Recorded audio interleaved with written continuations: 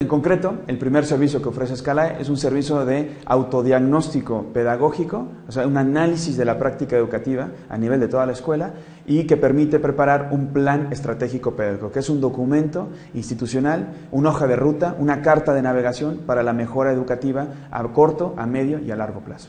Por tanto, el autodiagnóstico consiste en el desarrollo de un proceso que va a permitir a un docente hacer un análisis de su práctica en primera persona, de una manera segura, de una manera constructiva, y a partir de ese análisis de la práctica educativa lo que hacemos es procesamos una serie de datos de todos los profesores para obtener una fotografía, una radiografía, es más, un TAC muy claro y muy profundo de qué está sucediendo en nuestras aulas. El profesor, cuando hace ese análisis en primera persona, contesta más o menos alrededor de unas 90 cosas sobre su práctica. Por tanto, al final, la fotografía que nos aparece es una fotografía muy profunda y muy rica de todo aquello que estamos haciendo en las aulas y que podemos mejorar. En función de qué utilizamos como espejo. Como espejo utilizamos, para la preparación de ese instrumento de análisis que contesta el profesor, utilizamos las finalidades educativas de la propia institución, o sea, aquella promesa que están haciendo los alumnos, de qué sabrán ser y serán cuando acaben su formación, y por otro lado, una serie de protocolos técnicos basados en los principios de enseñanza y aprendizaje, los principios psicopedagógicos del aprendizaje, ¿no? Por tanto, una vez que el profesorado realiza ese análisis en primera persona, además de ser altamente formativo, porque de alguna manera ganan en conciencia pedagógica sobre su práctica, se ponen también en una disposición muy interesante para el cambio y la mejora, que esa es la otra parte de este proceso. La idea no solamente es obtener una fotografía, sino también trabajar en la cultura de la institución para crear un espacio donde se pueda dar de una mejor manera esta mejora continua de la práctica educativa, ¿no? Por tanto, una vez que se tiene la fotografía y que se tiene un análisis de la práctica educativa, también no solamente nos quedamos en la fotografía, sino que también procesamos una serie de propuestas de mejora que se hacen a la escuela para que pueda mejorar lo que está haciendo en las aulas. Estas mejoras las prioriza el propio equipo directivo de la escuela y en función de esa priorización, al final se obtiene un plan estratégico pedagógico, que es un instrumento que va a permitir a la institución tener una guía clara de qué es lo que tiene que mejorar a corto, medio y largo plazo. Y finalmente esto se entrega a la institución, se entrega toda esta información y se le da un acompañamiento para poder interpretar los datos y tomar decisiones para la mejora de la calidad educativa. Por tanto, desde el punto de vista del profesorado, lo que se hace en este proceso es, primero, recibe una especie de sensibilización sobre el programa y sobre el proceso, digamos, que se va a llevar a cabo, ¿no?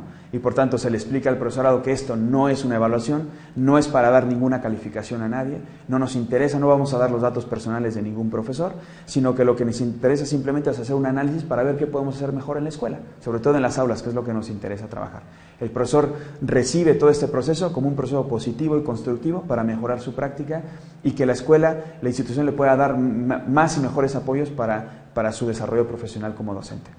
Una vez que eso está claro, acto seguido, después de un tiempo, el profesor recibe un instrumento de análisis que contestará a partir de una herramienta web. Por tanto, lo que recibe es un código y además unas instrucciones para poder contestar este cuestionario, ¿no? Lo que hace el profesor es que con ese código entra en el cuestionario, recibe también un glosario, porque este instrumento tenemos que decir que es un instrumento técnico y por tanto tiene algunos términos técnicos de nuestra profesión como docentes, como educadores, que no podemos dejar de lado, digamos, ¿no? Porque tenemos que manejarnos en los términos de nuestra profesión. Pero tiene un glosario que le puede apoyar para poder definir muy claramente cuáles son esos términos. Entonces el profesor hace un análisis en primera persona contestando a las preguntas que le dicen: usted tendría que hacer esto en función del perfil de egreso que defiende su escuela. Por tanto, ¿qué hace usted en clase? Y él contesta en primera persona: yo hago en clase lo siguiente, yo planifico de la siguiente manera, yo imparto mis clases de la siguiente manera, yo evalúo mi práctica y lo que hago con los alumnos de la siguiente manera, etc. Y va contestando todo esto el profesor a lo largo de todo el cuestionario. También contesta sobre qué le condiciona su práctica educativa. O sea, yo podría mejorar mi práctica, pero algunos condicionantes de carácter, digamos, cultural, de aquellos acuerdos no escritos que hacemos aquí en la escuela, posiblemente me condicionan aquello que yo puedo mejorar. Algunos condicionantes son de carácter, digamos, más de recursos, ¿no? Los recursos que tengo en la escuela, pues me ayudan a hacer esto, pero no me ayudan a hacer otras cosas, ¿no? Algunos condicionantes son de carácter también contextual, el contexto de mis alumnos, el contexto de la escuela, la administración, y algunos otros tienen que ver más con mis propias competencias como docente. Todos esos condicionantes también los va contestando en el cuestionario. Es un cuestionario bastante ágil porque va contestando, digamos, afirmaciones sobre aquellas cosas que puede ir haciendo en el aula, pero también siempre tiene la oportunidad de poner comentarios si no encuentra que alguna de estas afirmaciones sea coherente con aquello que él hace en clase, ¿no? Un ejemplo de algunos de los apartados, digamos, del instrumento tiene que ver. Vamos a ver, por ejemplo, con lo que sería la organización social del aula, que tiene que ver con cómo agrupamos a los alumnos dentro del aula. Por tanto, el profesor tiene que hacer un análisis de cómo agrupa a los alumnos en clase en función de aquello que yo enseño y del perfil de egreso que estamos persiguiendo aquí en la escuela, ¿no? Y por tanto, si es un perfil de egreso que tiende, digamos, a la enseñanza por competencias, por ejemplo, o que tiende a procurar que los alumnos desarrollen actitudes concretas, por tanto yo en clase tendría que agrupar a los alumnos de unas maneras concretas que me permitieran o que les permitieran a ellos practicar y vivir experiencias para desarrollar esas actitudes, ¿no? Y entonces el instrumento le va a preguntar esto y le va a decir, ¿tú cómo agrupas a los alumnos en clase? Y entonces él dirá, porque se contesta en primera persona, yo agrupo a los alumnos en clase de la siguiente manera. Y entonces irá contestando qué agrupaciones realmente él utiliza en clase, ¿no? Por tanto dirá, pues yo normalmente utilizo el gran grupo, a veces utilizo el trabajo individual, yo a veces los agrupo en equipos fijos estables, en grupos flexibles, ya sean homogéneos o heterogéneos, irá preguntando algunas cosas de estas. Estos términos que estoy diciendo que son técnicos están en el glosario, por tanto él podrá ver el glosario para ver qué significan este tipo de agrupaciones e ir contestando. Una vez que haya contestado a estas preguntas, también podrá tener un recuadro donde podrá ir anotando algunos comentarios que quiera hacer al respecto de todo esto, ¿no? Es muy interesante el instrumento, el tema de cómo lo hemos calibrado y cómo hemos logrado que nos dé un análisis bastante apegado a la realidad, ¿no? Yo creo que eso es interesante comentarlo. Porque se hacen preguntas al respecto de los centros educativos de los profesores no estarán siendo políticamente correctos y por tanto no estarán reflejando posiblemente la realidad.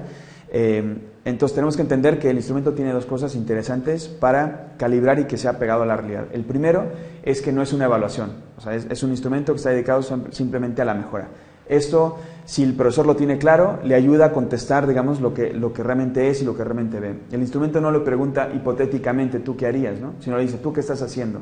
Además, el instrumento no le pregunta, del 1 al 10, dime qué harías, porque entonces todo el mundo contestaría 8, 9 y 10, sino que lo que hace es darle frases de actividades concretas de aula que normalmente realizan los profesores al respecto de un tema que se esté tratando, ¿no? Y lo que él tiene que hacer es simplemente anotar aquella actividad o aquellas actividades que él realiza en el aula.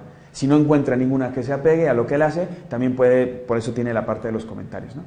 ¿Qué pasa? El profesor posiblemente en las primeras sí que intenta ver si alguna pues puede contestar y puede quedar bien, pero lo que pasa es que todas las afirmaciones que ponemos en el instrumento tienen un carácter positivo, son posibles, son válidas.